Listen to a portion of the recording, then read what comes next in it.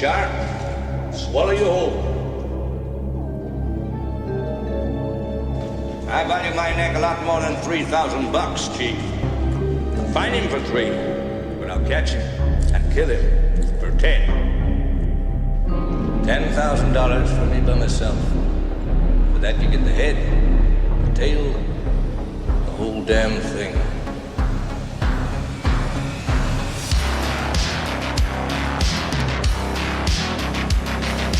You yell shark. We've got a power on our hands on the 4th of July. Mr. Vaughn, I pulled a tooth the size of a shot glass out of the wrecked hull of the boat out there, and it was the tooth of a great white. A what? You're gonna need a bigger boat. Love to prove that, wouldn't you? Get your name into the National Geographic. Now, I'm not saying that this is not the shark. It probably is, Martin. It probably is. It's a man-eater. It's extremely rare for these waters. But the fact is that the bite radius on this animal is different than the wounds on the victim. Get out of that boat!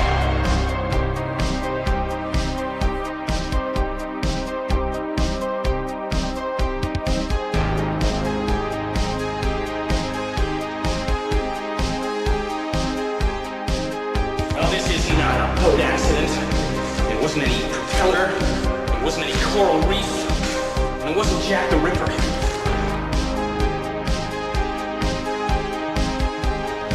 It was a shark. I'll never put on an ice jacket again.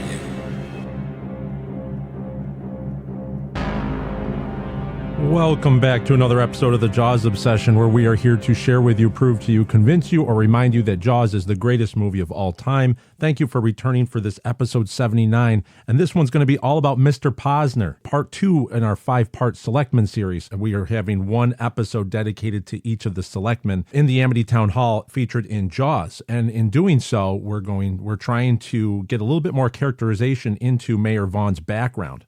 So this one's all about Mr. Posner, the mayor's right-hand man. Who was Mr. Posner, and what was his political position on Amity Island in reference to Mayor Larry Vaughn? Does the performance and life of Cyprian Phil Dube, the real-life selectman that played Mr. Posner, can we find clues there that give us a better idea about his position in the hierarchy, in the political hierarchy of the selectmen that are featured in the 12 calendar days that Jaws takes place in? As always, you can reach me here at jawsob2025@gmail.com. Our notes and articles that I'll be referencing in this episode will be over at our Telegram server at jawsob over at telegram.com. That's where the show notes are going to be stored there. And that's the archive that goes all the way back to episode 1. So here we are at episode 79. So you can get lost over there in all the show material that we had going on over there. We have jawsob.com is the website, but also the Instagram channel. Over at Instagram at Book of Quint is where where we post all the updates. And as you saw over there, there were a few updates from how busy the last month has been. Just to bring everyone up to speed, it's a small book tour for the Book of Quint. It's been exciting to get out there and meet Jaws fans as well as present the book to others who may not have known about a prequel to Jaws. And the first one was June 18th down in West Virginia, Wheeling, West Virginia. Sean and the staff of the Ohio County Public Library had a great setup. They had decorations. It was just amazing to go down there and see the Jaws enthusiasm.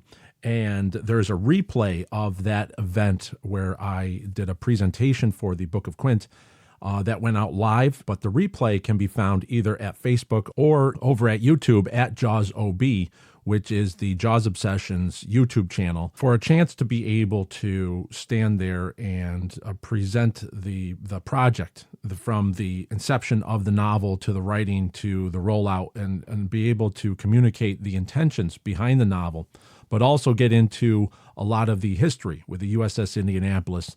That was quite the privilege. I hope that you can go and find time to watch that. It's around an hour and a half. There was about 45 minutes of 50 minutes of presentation, and then there was a Q&A where I took questions from the audience. And it was great to be down there. And one great aspect that came out, a moment in there where Richard Dreyfuss is brought up. and the inspiration I had when Richard Dreyfuss met Robert Shaw's granddaughter. And that was what inspired the beginning of the Book of Quint. I want to play, there was a 90-second reel that was made, posted on Instagram, that received 10,000 plays, initial plays, within the following few days on Instagram. So it shows that there's a lot of interest in the passion that Richard Dreyfuss had for Robert Shaw, but the passion is that was harnessed in order to bring the Book of Quint to reality. It's only 90 seconds. It's a brief edited excerpt from that West Virginia speaking engagement. I introduced you to her in the green room before the show, and you got so emotional. And you broke down in a way because, and you hugged her, and you said the nicest things to her about Mr. Shaw, about Robert Shaw. And when I met her, it was like closure. That was the first word I thought of. And you have no idea how grand and large he was. That was Richard Dreyfuss meeting Robert Shaw's granddaughter, recounting what happened behind the scenes of that interview there where he broke down crying. I believe Richard Dreyfuss has been given an unfair shake by the history. We are so enamored with the squabbles that were going on set. And as anyone that's been part of a work crew, men will have squabbles. It happens all the time, especially if you're trapped on a boat waiting for a shark to work. He was very much enamored with Robert Shaw about the talent that this man had, about his writing, but also the powerful of his performance, the power that he had in his performance. That was sitting in my mind when I then went to see where Quint's shack was filmed. So the sun was setting and there was this glow on the area. And I had that in my mind, and I said, what if Quint's granddaughter was coming back to the island and she ran into an almost 80-year-old Matt Hooper? That interview, what I was watching was what Hooper's reaction would be meeting Quint's granddaughter. Yeah, so that was the reel that was posted on, that's over at Book of Quint, over at Instagram. 10 to 11,000 initial plays, showing that there was an interest, and there was a lot of great feedback there shortly after that was posted. And the unfortunate news came from Florida that recently we learned that Mr. Dreyfuss had a medical emergency down in Florida, which caused him to pull out of the SharkCon appearance. And we are happy to say that that he is doing well and he is on the mend. One of the things that came away from all of this, especially after having the loss of Susan Backlini, as you heard when we had our episode 77, we're at a stage where we've all been very close to Jaws and these characters and the actors, and everybody was involved with the making of Jaws. Time is moving on. And that was one of the, I guess that's where we're looking at with, as far as Mr. Dreyfuss, I do really believe that he's never has been able to, in the pop culture of it all, he has never been able to get his final comments in regarding his time on set. I think that he had a lot closer of a relationship from my research and things that he went through on the set of Jaws. There were many moments that aren't talked about of him listening to Robert Shaw recite a speech from the play that he was working on. He was working on the screenplay version of The Man in the Glass Booth at the time. And I believe that was Man in the Glass Booth. And he had a lot of acting discussions with Robert Shaw. And I don't think Richard Dreyfuss has gotten the platform or the opportunity to take that narrative and explain that. And that I'm always hoping that the inclusion of an older Matt Hooper in the Book of Quint can be that vehicle for Mr. Dreyfuss to add to the record of the history of it all. And that it wasn't all just fights and knocking drinks out of hands between Robert Shaw and Richard Dreyfuss on the set of Jaws. There were a lot more in-depth discussions, and there was a lot more camaraderie going on between Steven Spielberg, Richard Dreyfuss, Robert Shaw, Roy Scheider, and the crew that were all on for that second half of Jaws for the orca sequence. Though that was the most difficult part because that's where the ocean was getting into the problems, the shark not working. It's interesting. So I felt that one 90-second reel was able to capture what we're trying to do here with the Jaws obsession. What the original intent was of adding to the Jaws universe, expanding the Jaws universe with the Book of Quint. In that 90-second reel, it shows that there's a passion there, an inspirational moment, very heartfelt, that Richard Dreyfuss gave to us in that interview live on stage. I'll put a link to the full interview. It's been seen, I think, it's like 4.5 million times on YouTube. There's an interest, and I don't think it's talked about enough. In light of the current situation, I think that having more the positive energy or the positive influences that we can pull out of all of this, that Jaws can bring to us, is apparent. I think that 90-second reel helped. So I have that pinned over at Book of Quint. If you want to go watch that 90-second reel. If you want to watch the full presentation, you can go to our YouTube channel at JawsOB. Jaws Obsession, just search that, and that's posted there. It's titled Jaws Prequel Explained. So what a great opportunity, what a great moment, and I want to thank Sean and the staff of the Ohio County Public Library for making that possible.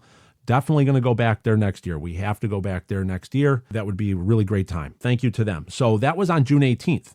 And then on June 29th and 30th, I packed up the family and we went to Martha's Vineyard for Amity, for the Amity Week 2024 celebration for the 50th anniversary of the making of Jaws. Remember, Jaws was filmed in 1974, so this is the making of Jaws 50 years ago. We stayed at the Harborview Hotel right there in Edgartown, and it was what an amazing experience. On the 29th, I set out, and the first thing to do was I took the family and we visited Cow Bay over on the 29th. That was the 50-year anniversary of Susan Back-Linney filming the opening sequence to Jaws with the attack of Chrissy Watkins, and that's where it was filmed. A lot of the bonfire sequence and all that was filmed over at South Beach, but the actual attack and all that with the buoy, where she was rigged with the pulling lines, that was explained in episode 77.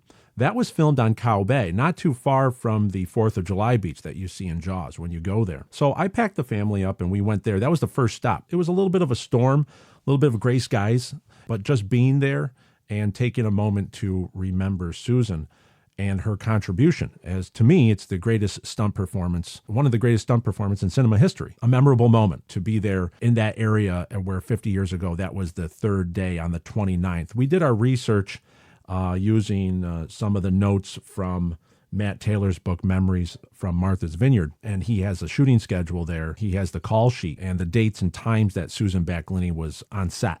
So we narrowed it down to the 29th. They were shooting the final moments for that stunt. The most dangerous parts of that stunt would have been on the 29th. So that was a very surreal moment to be there and listen and take a time and listen to the sounds of the water and to imagine the sounds of them filming that sequence. Remember, it was day for night, so they shot in the daytime with the special filters that made it seem like it was night. To be there at that spot where she was filming 50 years ago was such a privilege, and I have to thank Mike Currid of the Edgartown Tour Company for the push to bring me over there. Also, Matthew over at Edgartown Books that had me slated to be there on the 30th for a book signing. I arrived there to find the Book of Quint was sold out, and they were struggling to get copies. They only got 24 copies in from the distributor, so we're having trouble finding books now. It's been like this for months over here in North America. So I was able to we had boxes of books, and aside from 3 kids and Tatiana in the car, I had boxes of books. So I was able to bring 50 books myself to bring to Matthew and Edgartown Books for the book signing. And that in itself was an experience. You could see the summer crowd building, and everybody's coming onto the island, and there were passersby. People were filing into the bookstore, and they were walking by, and they'd see the Book of Quint, and they'd ask about it, and I was standing on my feet the whole time. I was there for 2 hours, well over 2 hours, just talking Jaws to everybody that was coming up and signing books, and it was just excellent to introduce the novel. One thing that is a point of pride that we should all have is this podcast, is this broadcast of the Jaws Obsession, to be able to hand a sticker over, and after when someone has the Book of Quint, you can also say, wow, there's 70, 78, now 79 episodes of a podcast that goes with the book. It's so exciting because then everyone understands the gravity of the situation, but they now have a way to immerse themselves in everything that we aim to accomplish here, is expanding the Jaws universe in such a way to analyze the movie Jaws in a way that no one else ever has. As they're traveling to and from the island, the ferry rides, now you have something to listen to as well as a book to read. It's pretty amazing. It was an excellent time, so much so that Matthew has invited me back, and we're going to do it even bigger next year. So he's already put me on the schedule, and fate has it that I will be back June 29th, 2025. I will be back, and that will be smack in the middle of Amity Week 2025, the 50th anniversary of Jaws, the movie, being premiered in the summer of 1975, so 2025. And I will be back there June 29th for a book signing and presentation. Also, that is the anniversary, which I would like to be, to almost make that a steady anniversary. The 29th of June should be remembrance of Susan Back-Linney and her performance as Chrissy Watkins. It's great that I'll be able to go back there. So I invite everyone listening to meet me there and to celebrate not only Susan Back-Linney's accomplishment, because I don't want her name as we move on. We really should be celebrating the specific accomplishments of all of the people that made Jaws happen. This is one way we can do it. So I invite everybody back there next year, June 29th, 2025. I will be at Edgartown Books as well. I will be taking a trip over to Cow Bay to remember Susan. So how about that? So we already have things on the schedule for next year. So the 4th of July, there was a special announcement that went live. Keith over at the Living Shark Museum in Westerly, Rhode Island, upcoming Jaws anniversary exhibition, the Living Shark Museum and the Book of Quint are now having a collaboration. Livingsharks.org at Book of Quint is going to be in the description for all the show notes from now on. There is going to be new merchandise for the collaboration coming out, t-shirts, and the book is going to be available down in the museum. He sees the potential. He writes on the website, the Living Shark Museum welcomes author Ryan Dacko and the Book of Quint in a collaborative partnership with a common mission. The history of Jaws can serve as a gateway to a future for sharks. And that is very important here. Remember what we were talking about all this time. We've been talking about moving away from monster shark narrative and bringing the human element of Jaws and the characters to the forefront. And that's just what the Book of Quint does. And the Book of Quint allows younger readers as well as seasoned readers to study the history of Amity Island, and it gives backdrops into why would there be a large shark around Amity Island, scientific reasons. It doesn't focus on a monster shark narrative. So it's that happy medium where it's still a Jaws story, but it doesn't need to go full Meg and Meg 2, monster sharks scooping up mouthfuls of swimmers. It's more intelligent, but it's more respectful in a way that sharks are synonymous with the ocean, as the ocean has many dangers. Can a prequel to Jaws be written that doesn't glorify the killing of sharks, but it also does not glorify the monster aspect that sharks have been known for in movies and still are to this day? Quote, shark-infested waters, plane crashes, people stranded. That monster shark narrative is still alive and well. The prequel to Jaws does not have that. To have Keith down at the Living Shark Museum see that aspect and include the Book of Quint now down at the museum it's so important, and it's such a special honor to see this happen. So this collaboration with the Living Shark Museum in Westerly, Rhode Island, really is next level here. Keith writes right here, he says, the history of Jaws can serve as a gateway to a future for sharks. We are excited to support Ryan's project and catalog it among our archives of shark history. As the canon grows and fans old and new continue to embrace the character of Quint, we believe a redemption arc is possible. The perception of sharks will continue to shift positive, and the work to protect them will reach worldwide. Collaborative merchandise coming soon. Great. So that's awesome. That's over. You can find the Living Shark Museum on Instagram. We're going to put all those links up in our description of this broadcast, whatever platform you're listening on. Remember that Wendy Benchley asked for 10% of any and all profits of the Book of Quint to be donated to shark research and conservation via the scientific operation Beneath the Waves. That's still going on. The character of Quint, as fate would have it, is now assisting in shark conservation. As the Jaws universe expands and we push into the future and new fans come around, the understanding of sharks has shifted and will continue to shift positive. Very exciting. The Book of Quint being featured at the Living Shark Museum is very, very important. If you have the means, if you have the time, try to plan a trip down to the Living Shark Museum to go see the exhibit. Unbelievable honor. And we are going to be doing a speaking engagement. I will be going down to the museum to do a speaking engagement in the near future once we have word on adequate book stock. The demand is growing, and now we just need to know that there's going to be enough books available. I will let you know when we have dates locked in for that speaking engagement down in Westerly, Rhode Island at the Living Shark Museum. Exciting times ahead. Thank you very much, Keith, for that. And next week, the July 30th, I have been invited by Mr. Jim Belcher, whose father was one of the survivors on the USS Indianapolis. So it was a great honor that I have recently accepted an invite to present the Book of Quint to the families of the survivors and the families of those lost at sea from the USS Indianapolis in Indianapolis, Indiana, at the monument for the USS Indianapolis, at the event which is now called the USS Indianapolis CA-35 Honor Watch. Now, this used to be the reunion of the survivors, but as there is only one survivor that is still alive, Harold Bray, that to keep the memory alive, the families have constructed an honor watch. So it's shifted from the reunion of survivors to now an honor watch where every July 30th at the monument in Indianapolis, Indiana, there is a gathering of survivors and family members of survivors and family members of those lost at sea to pay tribute. And as part of the itinerary, I have been asked to come and present the Book of Quint, which is a great honor. I spoke with Mr. Jim Belcher by phone, and we had a long talk. He watched the West Virginia presentation with the detailed analysis of the sinking of the Indianapolis, not just the sinking, but the events that led up to the sinking and the aftermath.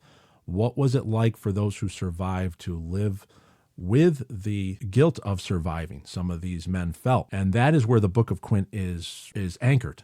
I'd have to say this is going to be a great full circle moment where 4 years ago first was inspired to embark on this journey. And now it's going to be ending up with families of those survivors and some that lost at sea, children and grandchildren, to be able to be there with them during this moment. I don't know if I'll have the right words. The gravity of the situation is very important here. It's a great honor, and I look forward to it so much. So I'm going to be driving in there, and I will be there on the 30th.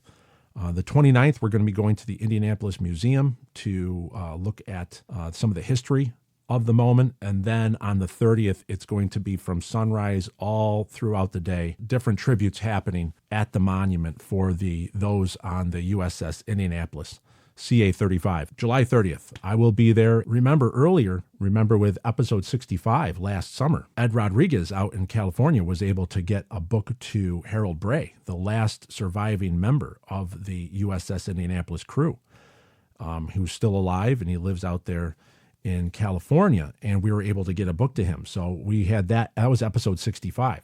So here we are a year later, and it's going to now get to even now families of those survivors.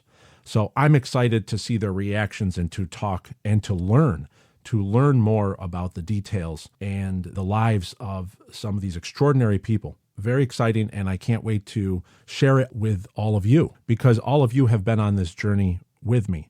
And without your support on the emails, I know I don't get back to them right away sometimes, but wow, I could not have gotten through this to this moment without all of you. To know that the story in the Book of Quint, it's going to be brought home right to the families of those survivors and those lost at sea with this honor watch on July 30th in Indianapolis.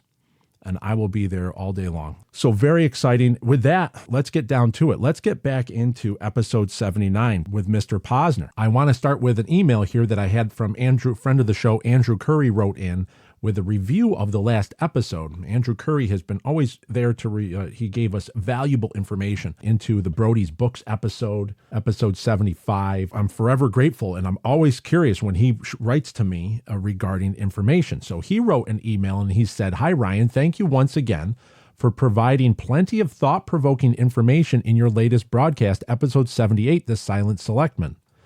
I have my own personal theory to the question you posed at the end of the broadcast. What does Mr. Polk say to Mayor Vaughn? It is clear that the selectmen, the mayor, and the chief have already had a meeting to discuss what to do and have agreed on a plan of action which will be revealed at the town hall meeting." So he's talking about the town hall sequence right when they're all going to go into and sit around the selectman desk. That curved desk, the 5 selectmen are there in episode 78, that you can see Mr. Polk lean over and he's saying something in Mayor Vaughn's left ear. And that's when Mayor Vaughn is triggered to say only 24 hours.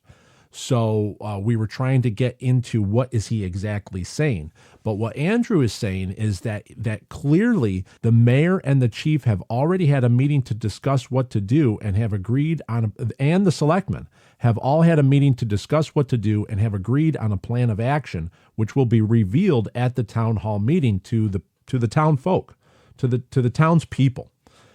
That are concerned about what's going on with the beaches. Andrew continues on. He says, "I have always thought that Vaughn's statement that the beaches would only be closed for 24 hours was a spur-of-the-moment decision by him in an effort to placate the locals who are starting to get rowdy.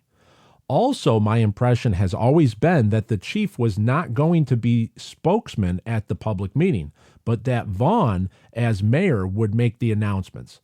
Brody seems to be taken by surprise when the mayor asks him to stand up and fumbles his words when he begins to speak. No doubt Brody is used to public speaking, but when the mayor passes the buck to him, he has clearly not had a chance to prepare anything."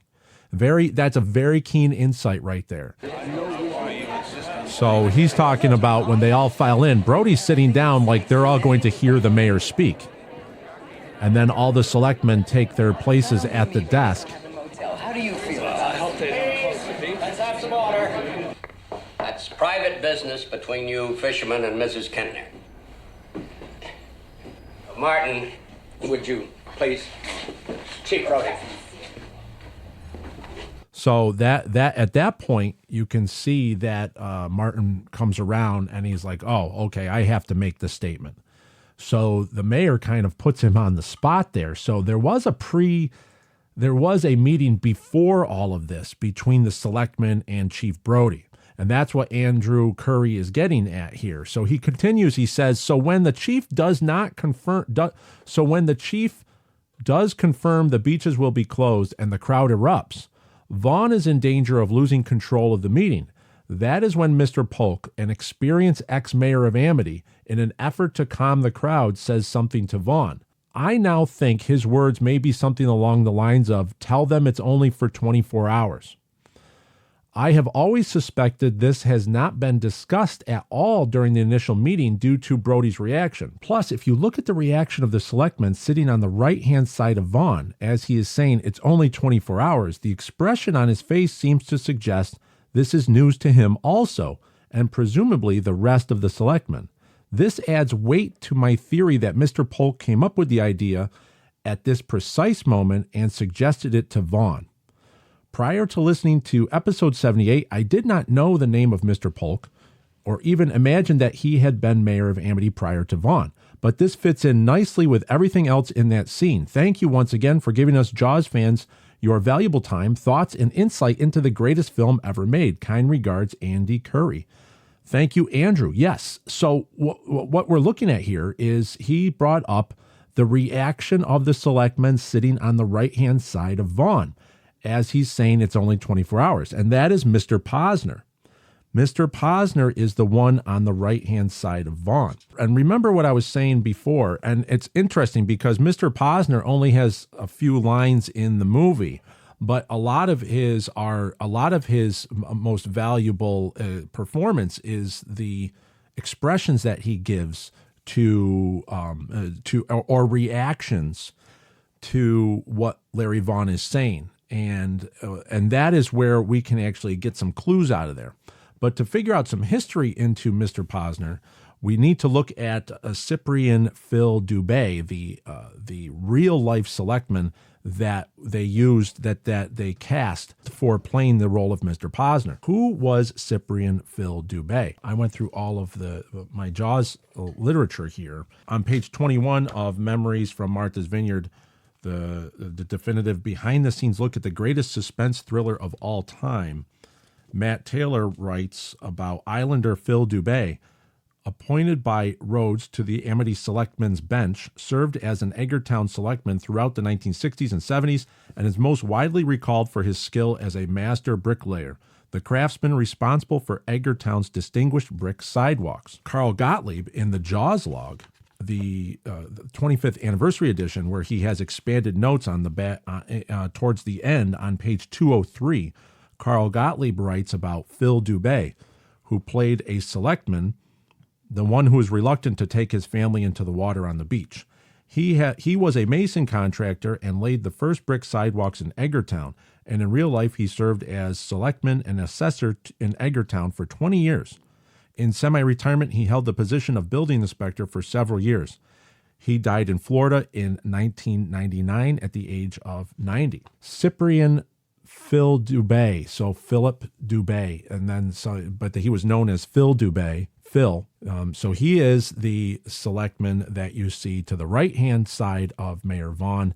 The first one on the far left as they all sit down at the desk. He's the one later on that's going to, that Mayor Vaughn has to say, take your grandkids and head into the water because no one's swimming. So we're going to get to that in a little bit here. The Phil Dube on the 1940 census that I have here, he was born in 1909, and his home was in Pinehurst in Edgartown, Massachusetts. And let's see here. He was married to, his wife was Lena B. Dube at the time, and they had 3 daughters and 2 sons. That's a 1940 census record that I have. So information is hard to come by of Mr. Dube, but we do know his history, and his history was very important as not only a selectman, but also constructing those famous brick sidewalks in Edgartown. Very interesting to know that there's a lot of history in those streets still. When you walk in Edgartown, you look down. I want you to think of Mr. Dube and who plays Mr. Posner. Jaws is a snapshot in time, remember. And these people, these individuals that are all throughout the movie, they have a history. They have a history with the local history in Martha's Vineyard, but it's all captured there on film. It's great to see Jaws in that light. Cyprian Phil Dube died in December 19th, 1999 at the age of 90, Pompano Beach, Florida, USA. He is in the records. I did find records of him as a verified Mason in the Massachusetts chapter, and his children helped him with the bricklaying. And I really like this, how when you look at the character, when you look at the person behind the character, you can get details out of that character. Watch Mr. Dube or Mr. Posner throughout the movie. Look at his hands when at the desk compared to the other selectmen, Mayor Vaughn. If you look at Mr. Dube's hands, he's got these life of hard work went into those hands. He's got the bulging knuckles. And I just think that's fascinating because that tells me that Mr. Posner was also a bricklayer, and he was also a construction worker that had a hand in the construction of a lot of the things that you see around Amity. Amity does not even have electricity in the early 50s. And then so it's just things start to evolve, and the selectmen start to bring parts of the mainland and society over to Amity, starting in 1951, and then it comes all the way to where we're introduced to them in 1974 in Jaws. If you look at the way this was a real working man, he was a bricklayer, and his hands are the proof. And if you look at that, it's a great piece of casting. There's so much character in this man, and that puts character into Mr. Posner, who we're seeing. So I'll keep in mind as we rewatch Jaws. John Tedder was able to dig up some antique articles from the Vineyard Gazette. He sent me over a link, which I will include in our show notes here, to an article from May 2nd, 1974 by Bruce Brooks. The title of the article is Jaws Crew Goes Down to the Sea, From Courtroom to Beach for Start of Filming.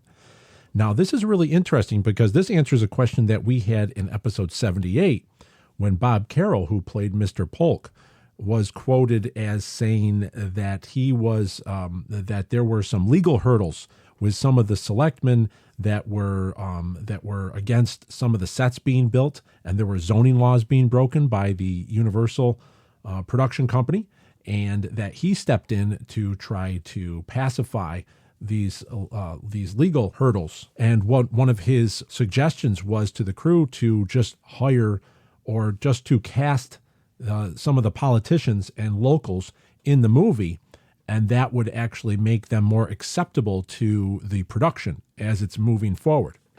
So here we are, May 2nd, 1974, and this is just before the beginning of filming. I'm just going to skim through some of this article, but it says, at Katama, shooting started yesterday on Jaws. Around the Universal Studios offices the day before, one wouldn't have believed it was going to happen. Steven Spielberg, the director, was out with Sherry Rhodes, who is in charge of casting, to pass visual judgment on a lineup of actors who would be in front of the cameras 24 hours later. On Monday, a $50 daily fine was levied by Special Justice Philip M. Boudreau, who decided that the construction of movie sets at Norton and Easterbrook's boat storage shed was violating Edgartown's zoning bylaw. In the stately Christine Pease house, where the production unit has set up shop, complete with a Universal Studios sign hanging above the door, there were no serious executives in cashmere suits humming along with music while studying film clips. Rather, there was a lot of frantic men in blue jeans with hammers, nails, and titles, hard at work making last-minute conversions of raw 2x4s into the material illusions of cinema.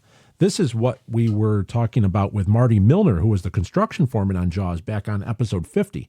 If you go listen to that, he details what was going on as they were constructing these sets, the changing cabanas for the 4th of July beach, the hot dog stands, the gazebo for the band, as well as Quint's shack way down in Menemsha. But this was actually going on. A lot of these pieces were being constructed in the Norton and Easterbrook's boat storage shed that was near the Harbor Hotel, and that was owned by Bob Carroll, who plays Mr. Polk. So what I'm reading here is that the noise was deafening. One expected to see a saw blade come buzzing through a ceiling or wall. Mrs. Robert W. Nevin, secretary, was trying to talk on the telephone to a scientist in Woods Hole. She had asked him for the mean water temperatures of island beach spots. So that was the wife of Dr. Robert Nevin. She was the secretary at the Jaws production office. The Dr. Robert Nevin was featured as the coroner. He plays the coroner in the movie Jaws. If we skim down here, we see that Mrs. Rhodes said casting will go on until the last minute before the cameras roll. There are still a lot of things the film executives have to talk about with town authorities so they can avoid more court action or simply resentment.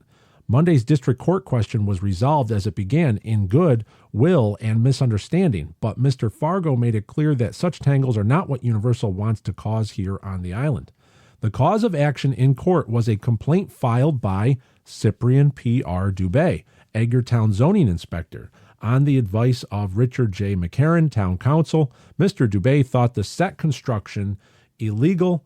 Mr. Fargo was surprised. Mr. McCarran wanted to be gentle, according to policy adopted at last week's Edgartown Selectmen meeting with the film unit. The judge levied a $50 fine against Universal and Norton and Easterbrook for each day the construction continues at the boat shed. This, the Selectmen and production crew had decided earlier, was the easiest way out. It saved the face of Edgartown zoning laws and would cost the movie only about $200. So very interesting that Mr. Dube was one of the legal hurdles that was going on with the Jaws production early on in May of 1974.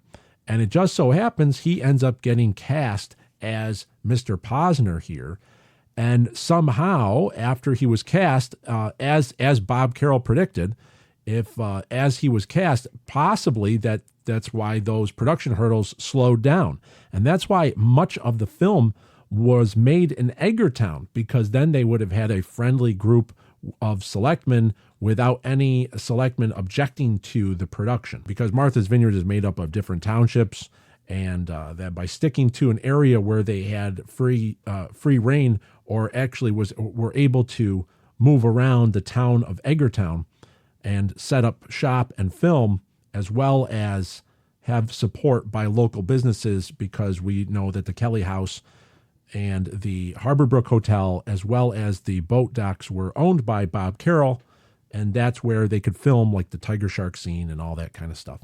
So very interesting that it was Phil Dube that was putting up the first hurdles, the legal hurdles, and then those would have stopped after he was cast as Mr. Posner. So when you see him there, Sherry Rhodes followed the advice and went to Steven Spielberg, and they cast Phil Dube as Mr. Posner, which I'm glad they did, because he's excellent. He's excellent in the way that his mannerisms, his looks, as we are going to get into that, as we dissect his performance as Mr. Posner later on in the episode.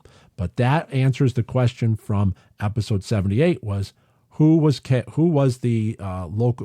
heading up the legal hurdle, and that would have been Phil Dube as the Edgartown zoning inspector at the time.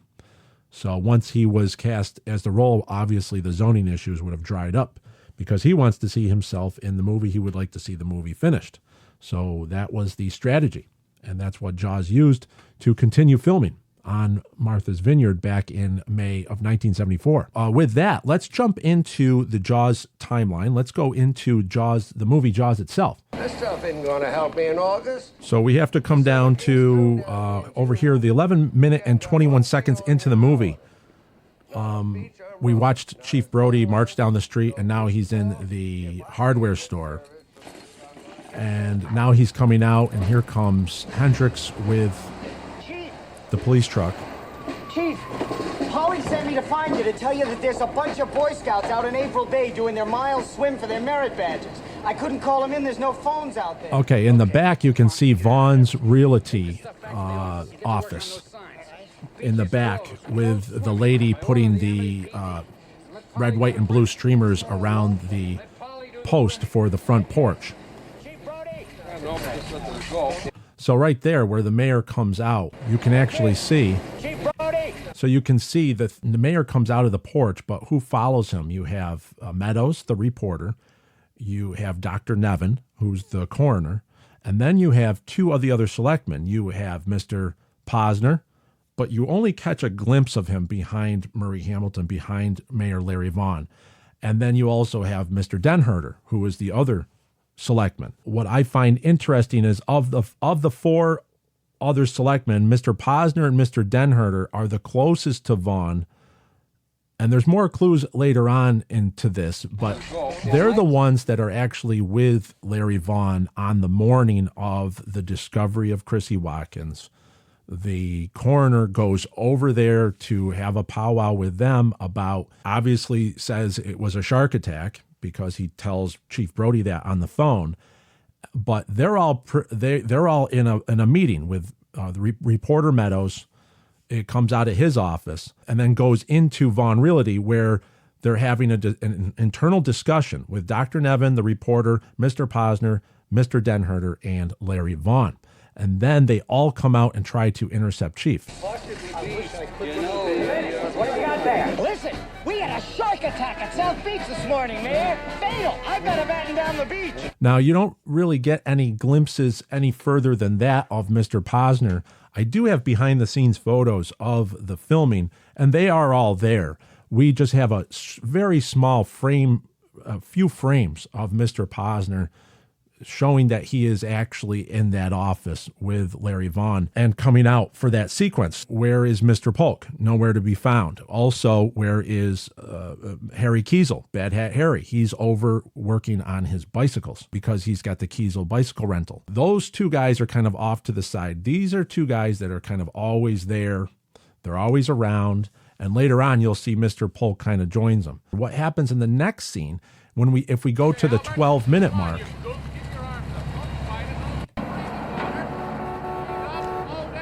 so if we go to the 12-minute point in the movie, Chief Brody is smoking a cigarette on the Amity Ferry.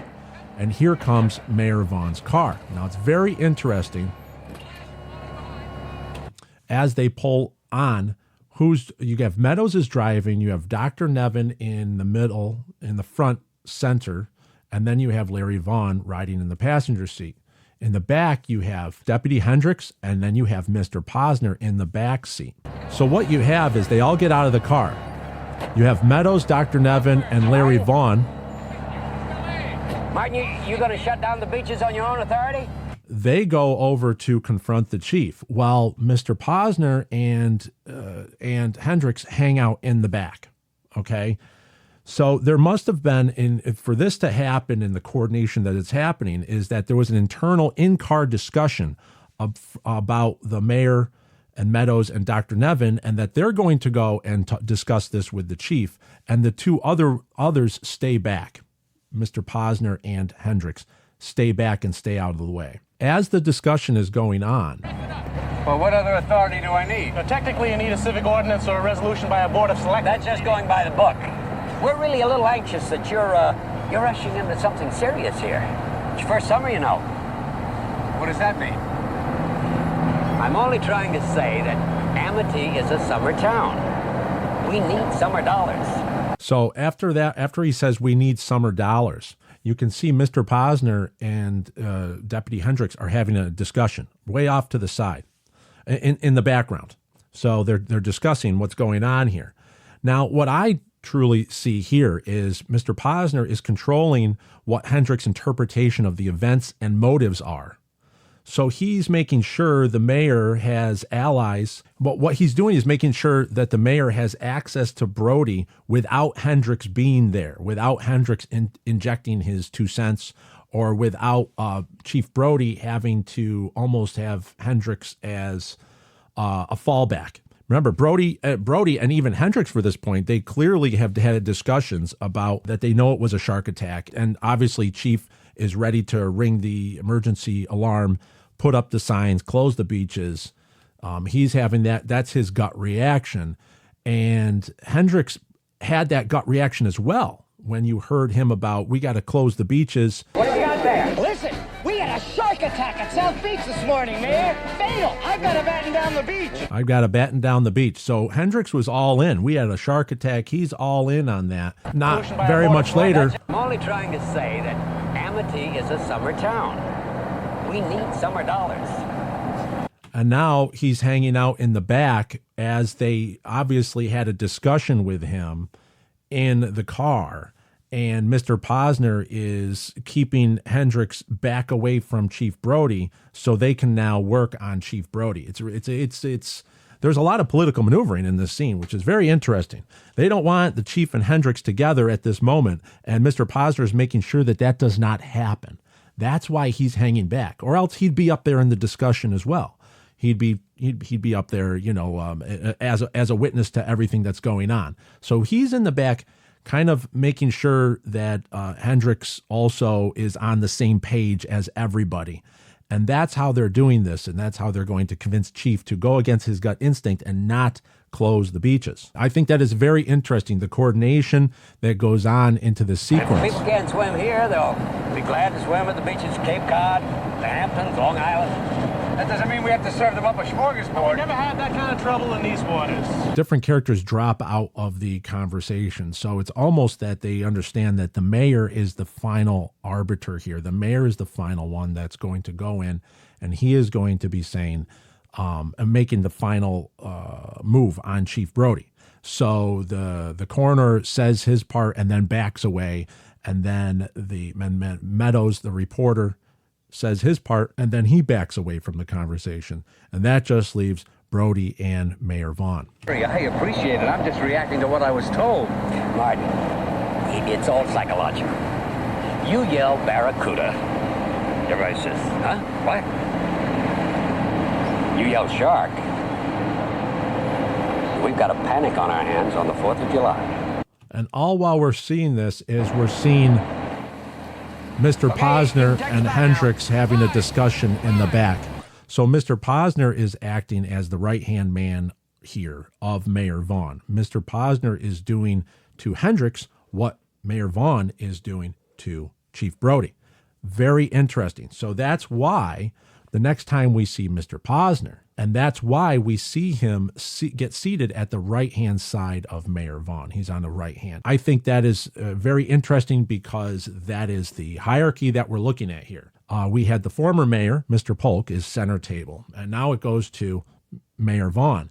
When Mayor Vaughn decides to step down, then it would be Mr. Posner would be the next one to take his place. It looks like that would be the evolution here because Mr. Posner is tied to Mayor Vaughn in a way. I think Mayor Vaughn must have had prior business relationship, definitely construction contracts, things like that. As Amity Island's business expanded, Mayor Vaughn obviously has the realty and the rentals and lands, but for construction and for road contracts, road construction, new highways across the island, and maybe ferry terminals, that was all Mr. Posner, because there he is with the working man's hands. That's where he came up. He brought himself up with the construction side of Amity Island. He owes Mayor Vaughn a lot. He owes Larry Vaughn a lot in the success that he's reached, as well as Larry Vaughn relies on Mr. Posner in past times in order to see the establishment of construction contracts and all that. But also, he relies on him to be his right-hand man in situations like this. And that's how we see it shake out. You had Mr. Denherter there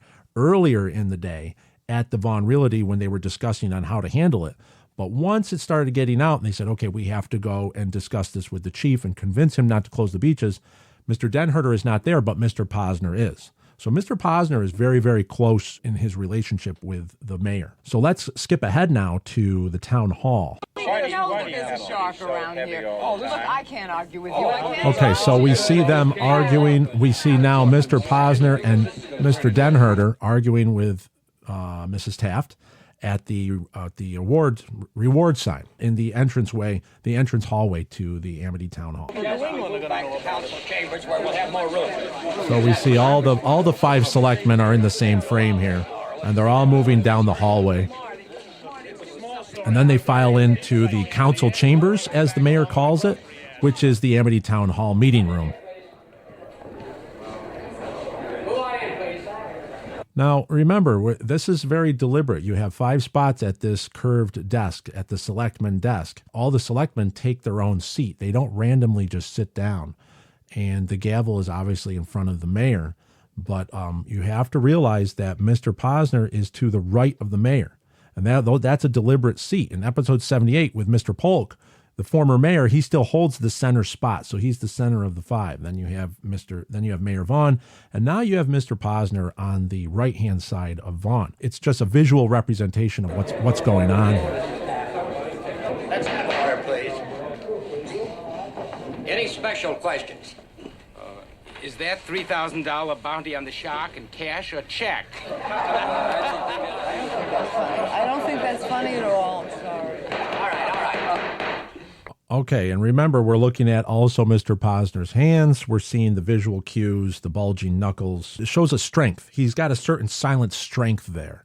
And that's important. That's an important moment here. He might seem like he's a pushover because what happens later on, but I think there's a little bit of there's a strength element that's going on there with Mr. Posner as well. Okay, so next one we're going to get to is what Andrew Curry brought up, is the reaction to the only 24 hours. The shark spotters on the beach. Are you going to close the beaches? Yes, we are. We're also planning to bring in some experts from the Oceanographic Institute on the mainland. Only 24 hours. I didn't agree to that. Now, if you see, there's a little bit of a special edit there, but Mr. Posner gets up and starts shaking his finger, and he's saying something there, then sits back down. And his reaction is... Only 24 hours.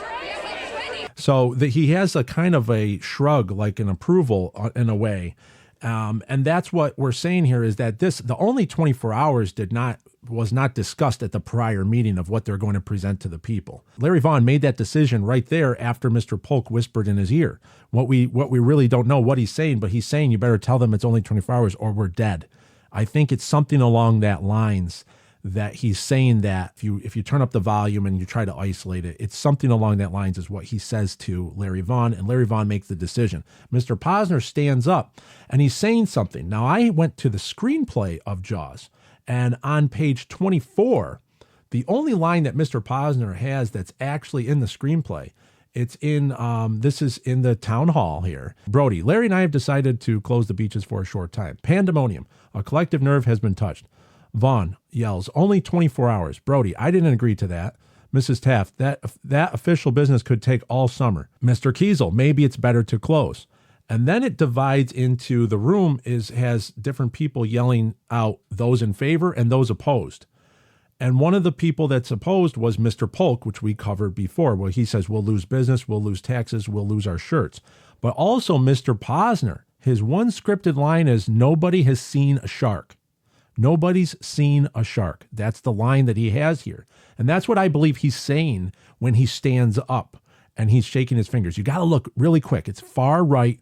It's right after the crowd starts shouting their dissension, starts yelling their remarks. You see Mr. Posner stand up and he's saying nobody has seen a shark. Something along that lines, because that's the scripted line that was for him at that moment.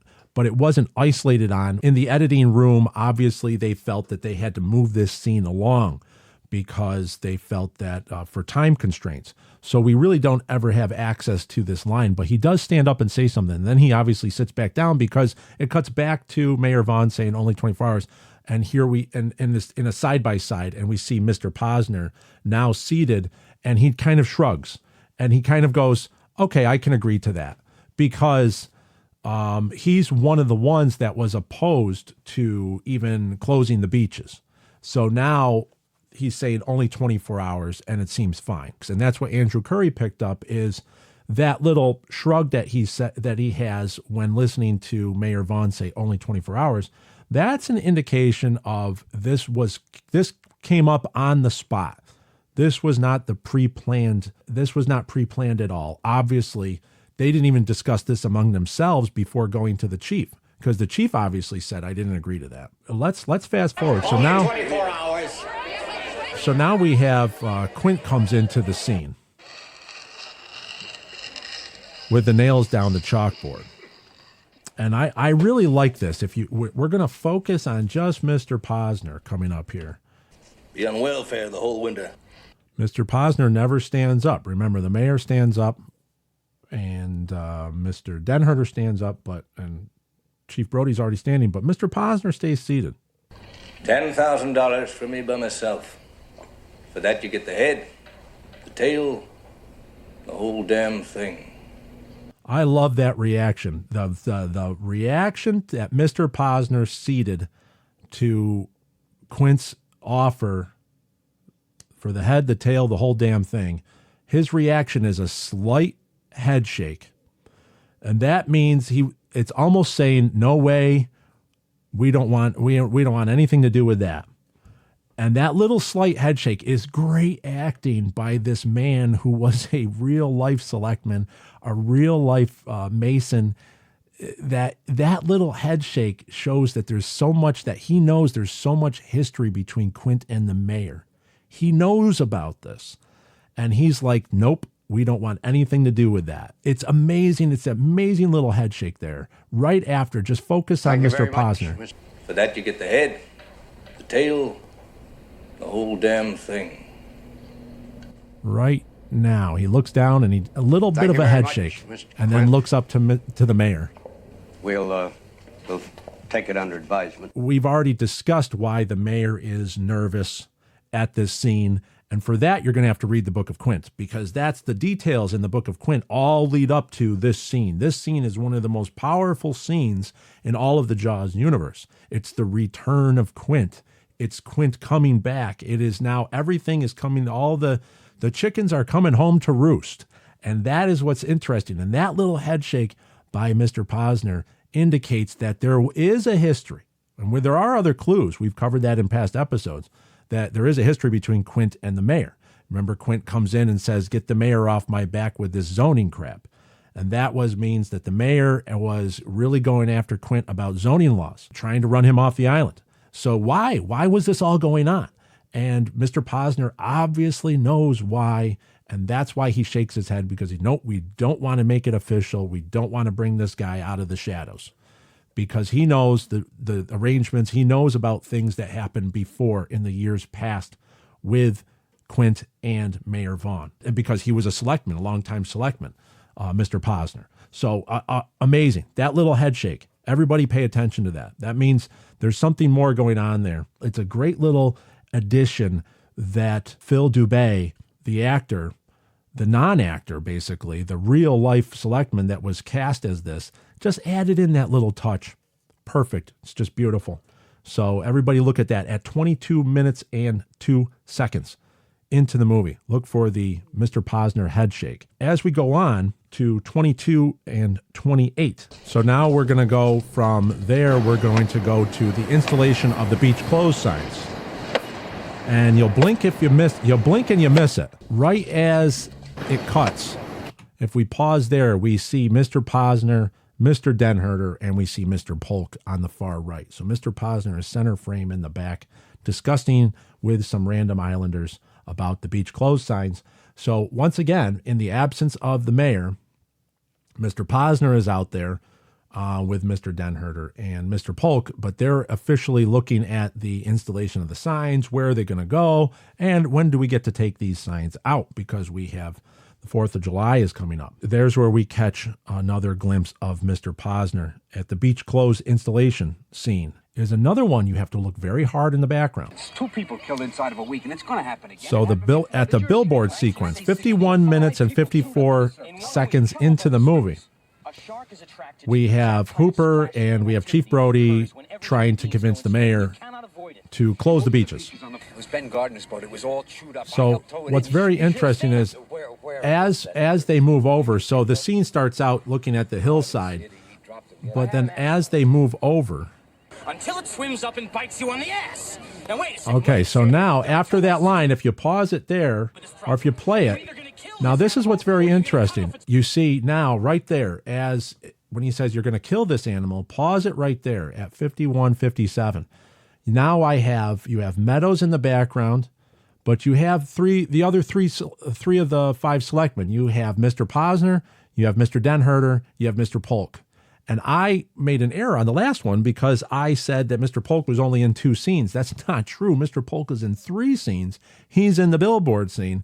There's Bob Carroll playing Mr. Polk way in the back, and he's behind Meadows. But if you look at the 3 of them, they're all discussing about the magnitude, about how the vandalism, and also controlling the narrative. Remember, this scene was all about controlling the narrative, is what Mayor Vaughn is doing. What I find interesting is that all 3 selectmen and Meadows are out of the discussion. That means Mayor Vaughn said, you guys hang back. I am going to take these guys on myself, as in Hooper and Brody.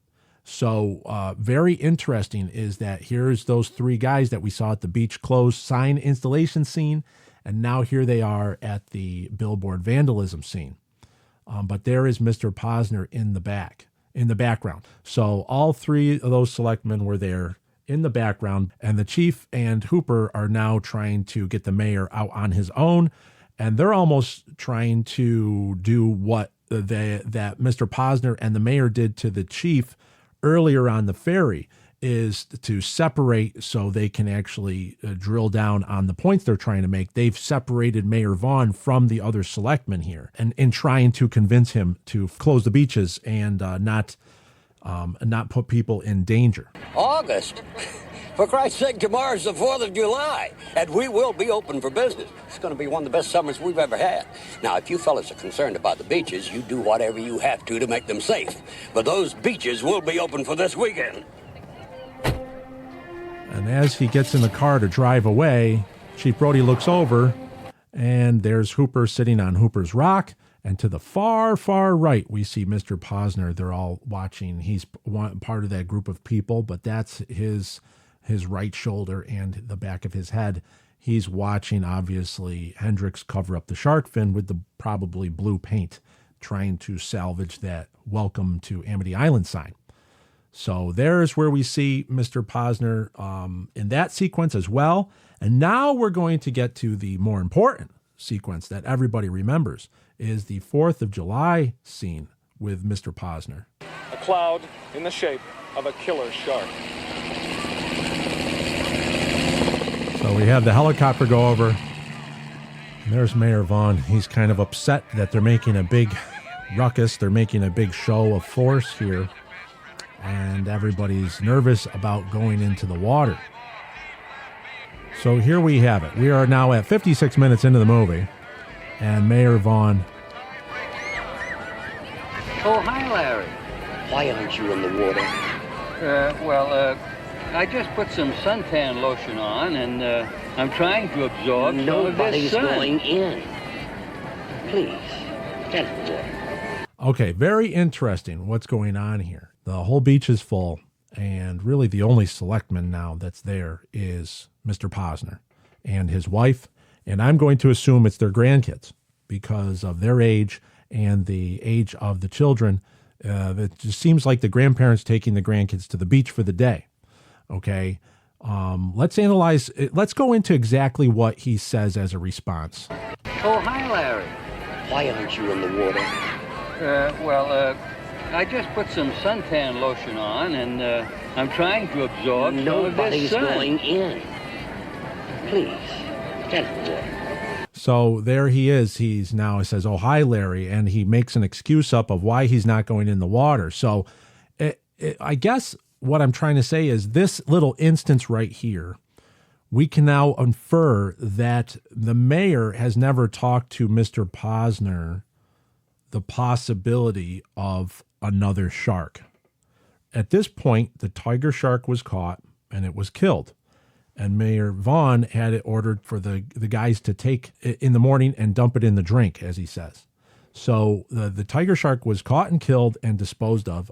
Clearly, the reward was paid out to the 3 fishermen who caught the shark. So it was never discussed the possibility of a second shark. Remember that the Vaughn discussion with Hooper and Brody is separate from Mr. Posner, Mr. Polk, and Mr. Denherter, as they're focused on Hendricks and the repainting of the billboard in the back of the billboard scene. So we can now infer that Mayor Vaughn never went to the other selectmen to tell them about all the concerns that Hooper had about the tooth the size of a shot glass, bite radius stuff. He never really went and said, we covered in episode 61, the Ben Gardner episode, how it could clearly be determined that this was a boating accident. That because Ben Gardner wasn't necessarily killed by a shark attack. It was a fouled line that would have killed Ben Gardner. So there's a boating accident there. So by him saying, "Why aren't you in the water?" and he makes up an excuse of the suntan lotion excuse. He doesn't look at Larry and say, because there could be another shark there. Remember, there's another guy, and they found the tooth and all that stuff. Mayor Vaughn kept all that information from the other selectmen. So he's just basically making up an excuse. And then he says, but nobody's going in. I just put some suntan lotion on, and I'm trying to absorb some of this sun. Nobody's going in.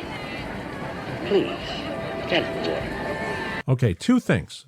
He says, please get in the water. So now we see Mayor Larry Vaughn kind of giving an order to Mr. Posner, saying, get in the water, because he's one of the selectmen. But this shows us the hierarchy of the selectmen, is that obviously Mayor Vaughn is the mayor, and but he still has some sway over Mr. Posner. Remember, Mayor says, my kids were on that beach too.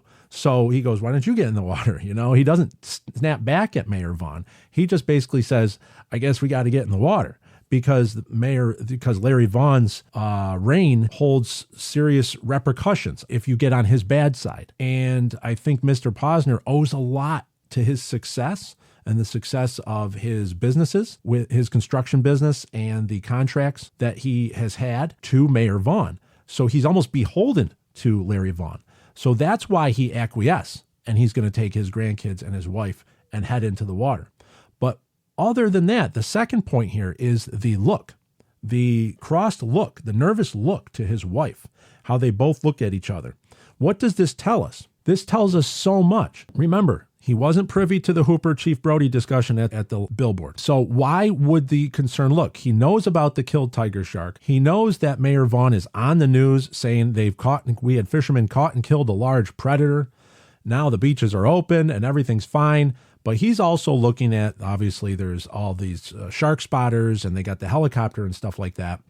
But the look over to his wife indicates that they know there was a history of Amity Island and Quint and Vaughn. Remember the head shake back at the meeting hall when Quint gives his offer, basically saying, we don't want anything to do with that. So he had that head shake. So almost indicating that he's aware of Quint and he's aware of Quint and Vaughn's history. He has to be. He's one of the selectmen. And now he's also aware of what that history was. Was there a prior shark problem off of Amity in years prior? Now, in the Book of Quint, it discusses the myth of the large sharks off Amity, and that they were tales that the young islanders, the kids, would all tell, legends that they would tell to each other to scare each other. Now, they would have been the same age as Mr. Posner, with those kids back in the 40s and the 30s, 40s. The children that were running around Amity back then had a different take about the water. At the age that Mr. Posner and his wife seemed to be, 50s to 60s in that age, if they are full lifelong islanders, and they were on this island as long as Larry Vaughn was, as long as the other older islanders, they would have known about those childhood rumors about the great monsters in the water. Everyone always talked about, but no one really saw. This little look right there that he gives, and why are they worried going out there if the tiger shark was already caught and killed? And if everything's fine, and if Mayor Vaughn hasn't really talked to his other selectmen about the new information, and that Mr. Posner has to make up an excuse of why he's not going in the water, that little look even provides more of an unanswered question, a loose end, so to speak, in Jaws that needs to be tied up. And that can be tied up with a prequel, which is the Book of Quint. It's very interesting, that look. So now, back to the beach, Mr. Posner gets up and helps his wife up, and now they go with the 3 grandkids. These grandkids are about ages 11 and under, 11, 10, and 7. And they pick up the yellow inflatable raft and head on into the water. So we also have a shot of them swimming out. Now, there really isn't any context, but I always wonder what happens to Mr. Posner in all the chaos, because we do have a couple of sequences that we have a couple of shots coming up. They're on the yellow raft. Now, remember, this is the yellow raft with a plaid design on the top with the 3 grandchildren. And as they swim out, they're very concerned look, especially on Mrs. Posner. We're very focused on her concerned look as she's scanning the water. 58 and 43 seconds, we have a few frames of at the water level with the water box filming device that was created for this particular shot, so Spielberg could get the camera right down to the water level. We do see Mr. Posner with his grandchildren on the raft. And then we go back underwater. So I don't want to make this about, this is a whole nother episode we're going to have to go at with the beach panic sequence and the fake shark fin. But we do have with the realization that there's possibly a shark in the area. So we see that lady panics and goes to the left of Mr. Posner and his family. Now we see one guy panics and he tips the Posner family raft over and dumps all the kids in the water as they're swimming back to shore. So at exactly 1 hour and 3 seconds, we see Mrs. Posner swim into frame, and she's looking around, and there's another raft there with a child that's on the raft, but that's not the Posner family raft. She's looking around, and that is not the Posner family raft because the description of the child on the yellow raft with the plaid top, does not match the 3 children, the grandchildren of the Posner grandchildren. So that's a different raft. Now, there was more than one of these rafts in this scene. If you look really close in the background, there's a few of them, yellow rafts with the plaid design. And then there's also the yellow raft with the blue bottom. That's the style that Alex Kittner was on. And that's the one that we see here with the kids on it, where the guy dumps the kids off and jumps on the raft there. Now, the older gentleman being dragged out of the water, remember, that is not Mr. Posner. That is a different bathing suit, different set of swimming trunks that he's wearing. So that is not Mr. Posner. So we have to make it, that's very important. That is not Mr. Posner there. Now, if you look back, you see the grandson running with the raft behind a concerned Mayor Vaughn. So now you see the Posner family raft with the plaid top. That does look like the Posner family grandson running with the raft. So that's letting me know that the Posner family made it out of the water fine. We aren't given a conclusion as to what happened to the Posner, Mr. and Mrs. Posner and their grandchildren, but we do see the little kid running with the raft by the concerned Mayor Vaughn. So that leads me to believe that the Posner family is okay. And I know what you're going to say. Hey, Ryan, Mr. Posner is actually in Jaws 2, and he comes up later on in Jaws: The Revenge, which we do not speak that name of that movie here. So Jaws 2, we are going to get into the Selectmen and how the Selectmen change from Jaws 1 to Jaws 2. That will be an episode, the 5th episode of this Selectmen series. Yes, so Mr. Posner does make an appearance in Jaws 2, and that shows that he did make it out of the water and that everything is fine after that 4th of July sequence. In Jaws 2, he does come back. He is at the Selectmen table in Jaws 2, which we will get into in a later episode. And as far as Jaws: The Revenge goes, we really cannot remember. We really, going forward as we expand the Jaws universe, Jaws 3 and Jaws 4 have timeline inconsistencies, ages and occupations, and just general inconsistency of the Brody's family. It doesn't match up. That's why we have to just kind of set those two off to the side. It's Jaws 1 and 2 that we can actually build on. Having Mr. Posner appear in Jaws: Revenge was a nice touch, and having some reoccurring characters, some characters from the original movie reappear in Jaws: Revenge was a nice little touch. It's just that they got into an unfortunate script and an unfortunate execution of that script. Very interesting for us to bring all these clues out, that Mr. Posner, the right-hand man of Mayor Vaughn, sitting at his right-hand side at the Selectmen desk, plays a bigger role than you might know. One of support, but also one of helping to control the narrative. And when that narrative breaks down, he's the one in the very last waning moments. He's the one that takes his grandchildren and his wife into the water to try to set the narrative that everything is fine, that the shark was caught and killed, and the tiger shark was caught and killed, and there was no reason for concern. So that shows you the support that he was giving to Mayor Vaughn. And Mayor Vaughn, the power that he wields in that he can order another selectman to move his family into the water to push the narrative. Very interesting stuff going on. And this is leading us to more characterization, more into that Mayor Vaughn. We're going to have some more realizations as we get into episode 5 of 5 of the Selectmen series later on. More realizations into what motivates, but also what kind of political figure was Mayor Vaughn on Amity Island. Thank you very much for listening to this broadcast, this episode 79, and studying the Selectman, Mr. Posner, with us today on the Jaws Obsession. Thank you very much for your time and listening. Show me the way to go home. I'm tired, I want to go to bed. I had a little think about an hour ago, and it's gotten right to my head. Wherever I may roam, by land or sea or foam.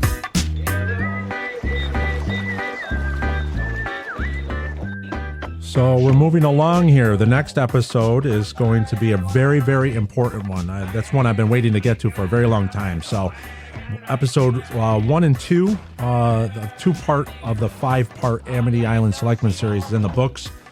episode 79. Remember, this episode is done in memory of Cyprian Phil Dube, who played Mr. Posner and was a previous selectman and a experienced politician in Edgartown, and was one of those ones that Sherry Rhodes cast for the role of Mr. Posner to give realism to the selectmen. Very, very interesting. So all respects to Mr. Cyprian Phil Dube. The movie Jaws is copyrighted property of Universal Studios. Any references and sampling from the movie Jaws in this episode is intended to fall within Section 107 of the Copyright Act. The copyrighted materials are fairly used for the purposes of criticism, comment, reporting, teaching, and research. The materials used here are protected by the fair use guidelines of Section 107 of the Copyright Act. All rights reserved to the copyright owners. So thank you very much for listening once again to episode 79 of the Jaws Obsession. I will be at the USS Indianapolis Memorial on July 30th in Indianapolis, Indiana, to present the novel, The Book of Quint, to the survivors, the families of the survivors and those lost at sea in the Indianapolis tragedy. It's going to be a great honor. I hope to see everyone down there in Indianapolis. If not, we're going to have updates on our Instagram. Very exciting, very historic times. I want to thank you everyone for listening. Until next week, farewell and adieu, and show me the way to go home.